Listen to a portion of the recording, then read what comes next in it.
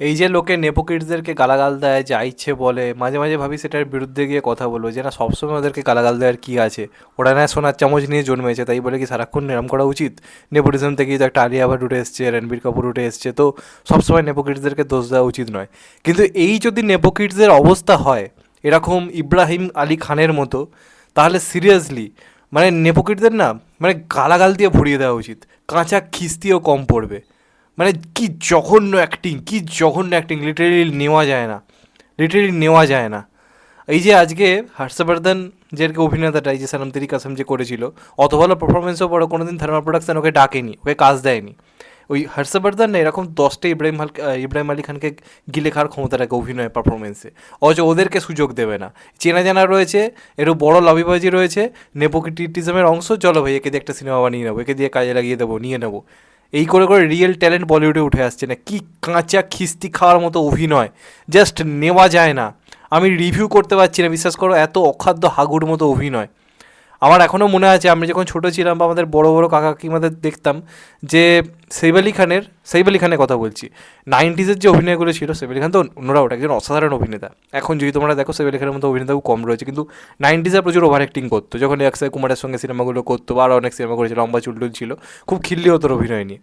বিশ্বাস করো, এই সিনেমায় যারা আলী খানের যারা কাজ দেখবে না, তারা সৈফ আলী খানের ওই কাজগুলোকে বলবে অস্কার পাওয়ার যোগ্য। ইভেন এটা দেখার পর আমার মনে হচ্ছে হিমেশ রেশমি অনেক ভালো অভিনেতা। হিমেশ রেশমিয়াকে আমি গালাগাল দিচ্ছি, আমি মন থেকে দিল সে সরি বলছি হিমেশ রেশমিয়াকে, যে হিমেশ রেশমিয়া এর থেকে অনেক ভালো অভিনেতা, অন্তপক্ষে কী কোথায় কী এক্সপ্রেশন দিতে হবে তার 1%ও জানে, এর তো সেটুকু যোগ্যতা নেই। যাই হোক, আমি যদি স্টোরি নিয়ে এখন কথা বলি, বলতে তো হবে, কিছু করার নেই, এগুলোরও রিভিউ করতে হবে। তো যাই হোক, আমি যদি স্টোরি নিয়ে কথা বলি, এখানে হচ্ছে একটা বিরাট বড় মানে নেকা চোদা একটা বিরাট বড় মানে পরিবার রয়েছে, বড়লোক পরিবার রয়েছে। সেই বাড়ির হচ্ছে নেকা পুষি একটা মেয়ে হচ্ছে এই খুশি কাপুরের ক্যারেক্টারটা।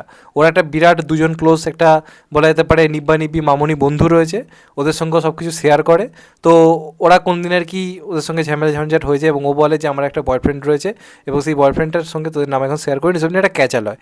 এবার সেই ব্যাপারটাকে সত্যি করার জন্য ইব্রাহিম আলী খানের সঙ্গে যোগাযোগ, যে বেসিক্যালি একটা মধ্যবিত্ত পরিবারের ছেলে, যার বলা যেতে পারে বাড়ির লোকেরা বিরাট যে উচ্চবিত্ত পরিবার থেকে বিলং করে তা না, একটা মধ্যবিত্ত পরিবার থেকে বিলং করে, এবং ছেলেটা খুব মেধাবী এবং ট্যালেন্টেড। তো ও ওর সঙ্গে একটা চুক্তি করে যে আমি তোমাকে মাসেই টাকা দেবো, তোমারও দরকার রয়েছে, প্রয়োজন রয়েছে, তুমি আমার সঙ্গে প্রেমের অভিনয় করো। এই অভিনয় করতে করতে প্রেম হয়ে যায়, এবার আস্তে আস্তে দুটো পরিবারের মধ্যে কী হবে, ওই বাড়িতে কী কী প্রবলেম রয়েছে, এই সমস্ত ব্যাপার নিয়ে হচ্ছে আলটিমেটলি ঝাঁটের এই মানে সিনেমাটা। এবার কনসেপ্ট ওয়াইজ ঠিক আছে, এরকম একটা কনসেপ্ট একটা প্রেমের সিনেমা হতেই পারে, ভাই অভিনয়টা তো কর। এরম করে ডায়লগ দিচ্ছে লিটারেলি ইব্রাহিম আলী খান, আমি তোমাকে যেটা বলছি তোমাকে বুঝতে হবে, না হলে আমি তোমাকে এই ব্যাপারটা বোঝাতে পারবো না। কান্নার সিনে এরম করছে, কি বলি তোমাকে বলো তো, এরম করে বলে বোঝানো যায়? এরমভাবে কিছু কি করা যায়? আমি কিছুই বুঝতে পারছি না। মানে প্রত্যেকটা ডায়লগ মুখস্থ করে করে কেটে কেটে বলছে, মানে একটা ডায়লগ ফ্রিকোয়েন্টলি বলার যেটা একটা ন্যাচারাল ব্যাপার, সেটাও বলতে পারছে না, কারণ ডায়লগ ভুলে যাবে, একটা ডায়লগ ভুলে যাবে, সেই কারণে ওকে না কেটে কেটে ডায়লগ বলতে হচ্ছে, সেটা লিটারেলি বোঝা যাচ্ছে রীতিমতো। কি অখাদ্য অ্যাক্টিং! তুলনামূলকভাবে এই অভিনয়ের পাশে আমাদের খুশি কাপুরের অভিনয়টা তাও তাও নেওয়া যায়। খুশি কাপুরও যখন অভিনয় করেছে, খুশি কাপুরের এক্সপ্রেশন পর্যন্ত নেই, কিন্তু ওর অভিনয়টা অন্ততপক্ষে ইমরান আলী খানের অভিনয়ের পাশে রাখলে অন্ততপক্ষে তাও নেওয়া যায়। অন্ততপক্ষে ইমোশনাল সিনে কীরমভাবে কাঁদতে হয়, চোখের বুড়োটা কীভাবে এদিক ওদিক করতে হয়, অন্তত ওইটুকু সেন্স তো রয়েছে। কিন্তু ইব্রাহিম আলী খান কী করে চান্স পেলো অভিনয়ে? অডিশন তো নেবেই না এইসবের, কোনো অডিশন যদি সুযোগ পায় না এইসব, লোকের লাইনে দাঁড়িয়ে থাকে রীতিমতো এই সিরিয়াল ফিরিয়াল চান্স পাওয়ার জন্য। যদি সত্যিকার যদি কোনো বাইরে ছিল না, তাকে বাথরুমে কমোড পরিষ্কার করতে দিত। এর যা পারফরমেন্সের অবস্থা, এর যা জঘন্য অভিনয়কে বাথরুমের কমোড পরিষ্কার করতে দেওয়া উচিত ছিল, শুধুমাত্র নেপোটিজমের চক্করে চান্স পেয়েছে।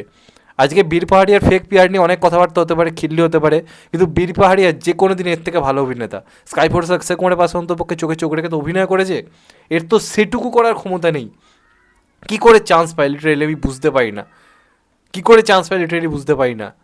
আমাদের পাড়াতে বছরে একবার দুবার না, এমনি পাড়াতে নাটক ফাটক বিভিন্ন রকম অনুষ্ঠানে, সেখানে যারা অভিনয় করে সারা বছর অভিনয় না শিখে একে 3-4বার বলে বলে গোল খাওয়াবে, জাস্ট কিছু বলার নেই। তুলনামূলক যারা বুড়ো হারে যারা ভেলকি দেখাতে পারে তারা তুলনামূলকভাবে ভালো কাজ করেছে, যেমন যুগল হংসরাজ, তাকে অনেকদিন পরে দেখলাম, তার কাজ কিন্তু যথেষ্ট ভালো। সুনীল শেট্টি কিন্তু যথেষ্ট ভালো কাজ করেছে, এবং সুনীল শেট্টির যে পোর্শনটা তাও দেখতে ভালো লাগে। মানে ইমোশনালি তো কোথাও গিয়ে একটু কানেক্ট করতে পারবে, যদিও কিছুই কানেক্ট করার মতো নেই। কারণ এই যে সিনেমাটা দেখুন, একটা সিনেমার প্লট ইম্পর্টেন্ট নয়, সেই প্লটে তুমি কিরম পারফরমেন্স করছো সেটাও কি ইম্পর্টেন্ট। ছোট্ট উদাহরণ দিচ্ছি, বেবি বলে একটা সিনেমা আমি কদিন আগে রিভিউ করেছি। ওইখানে যে ছেলেটা রয়েছে আনন্দ দেবরাগোন্ডা, সেও কিন্তু বেসিক্যালি নেপোটিজমের অংশ, বিজয় দেবরাগোন্ডার ভাই। কিন্তু ওই রকম নেপোটিজম কিট হলে প্রবলেম নেই, অভিনয়টা জানে। আনন্দ দেবরাগোন্ডার সেখানে পারফরমেন্স দেখো, ওই যে মেয়েটা ছিল তার পারফরমেন্স দেখো। একটা সিন হয়তো খুব এমন সিন যেটা হয়তো তুমি আগে এর আবার অনেকবার দেখেছো এরকম ধরনের সিন, সেই সিনে হয়তো দুজনের পারফরমেন্স দেখো, তোমার দেখতে ইচ্ছা করবে। এখানে লিটারেলি দেখতে ইচ্ছা করছে না, এরা শুধুমাত্র একটা সিনে ভালো অভিনয় করে, সেটা হচ্ছে চুম্মাচাটির সিনে। এদের চুমু খেতে দাও, ন্যাচারালি ফাটিয়ে রেখে দেবে, যেন সারাক্ষণ ওই সিনটার জন্যই ওয়েট করেছিল। তখন 2-3 বার টেক নিতে হবে, 4-5 বার টেক নিতে হবে, তাও করে যাবে ভাই, ওটা ন্যাচারাল পারে। বাদ বাকি অভিনয় করতে বলো, প্যান্টে হেগে ফেলবে, এত জঘন্য অভিনয়। শাহরুখ খানের মেয়ে সুহানা খানের পরে আই থিঙ্ক সব থেকে জঘন্য অভিনয় দেখলাম। এই দুটো অভিনয়কে মানে কি বলবো, মানে যদি সব থেকে জঘন্য অভিনয় কোনো মিউজিয়াম হয় না, সেখানে প্রথমে এই দুজনের হেডলাইন দিয়ে রীতিমতো সাঁটিয়ে রাখা উচিত। সিরিয়াসলি বলতে গেলে কি বাজে অভিনয়, কি করে চান্স পায় আমি জানি না, এবং এই কারণে ধর্মা প্রোডাকশন গালাগাল খায়। ভাই অভিনয়টা কর, অভিনয়টা শেখ জান। আর কী সব ঝাঁটের বাল সিন, মাথা মুন্ডু। যে একটা মানে ওই যে সোশ্যাল মিডিয়ার এখন নিব্বানিব্বিতে যে নানা রকম বেরিয়েছে না, রেড ফ্ল্যাগ গ্রিন ফ্ল্যাগ, এইসব সিনেমার মধ্যে রেখেছে। একটা সিন রয়েছে সাইফ আলি খান, সাইফ আলি খান বলছি, সরি সাইফ আলি খান, কিছু মনে করো না, সিরিয়াসলি। ইব্রাহিম আলী খানের একটা সিন রয়েছে, এরকম জামা ধরে সিক্স প্যাক দেখাচ্ছে, সেই হিরো আলমের মতো সিক্স প্যাক দেখে এখানে এই নায়িকা একে গ্রিন ফ্ল্যাগ ট্যাগ দিয়ে দিচ্ছে, এর সঙ্গে মনে হচ্ছে যে না চলো এর সঙ্গে প্রেম করা যায়। কী এগুলো, কী এগুলো, মানে এর থেকে এখন বনি কৌশলী সিনেমা মনে হবে তাও ভাই নেওয়া যায় অন্তত পক্ষে। যা তা মানে আমি প্রচণ্ড নাদান যে আমি নাদানিয়ে সিনেমাটা দেখতে বসেছি এটা ট্রেলার দেখার পরও, যে না ভাই এটা দেখে রিভিউ করব। আমি হচ্ছে আসলে নাদান, আর কিচ্ছু কী বলবো এর থেকে বেশি। যাই হোক, এটাই আমার বক্তব্য। তোমাদের এটা নিয়ে কি মতামত অবশ্যই কমেন্টে জানিও। আর তেরে গালাগাল দাও, আমি লিটারেলি বলছি তেরে গালাগাল দাও, এটা গালাগাল খাওয়ারই যোগ্য, এটাই বলার। ভালো থেকো সবাই, টেক কেয়ার, নমস্কার, আবার দেখা হবে। চ্যানেলটা নতুন হলে চ্যানেলটা সাবস্ক্রাইব করে দিও, ভালো থেকো।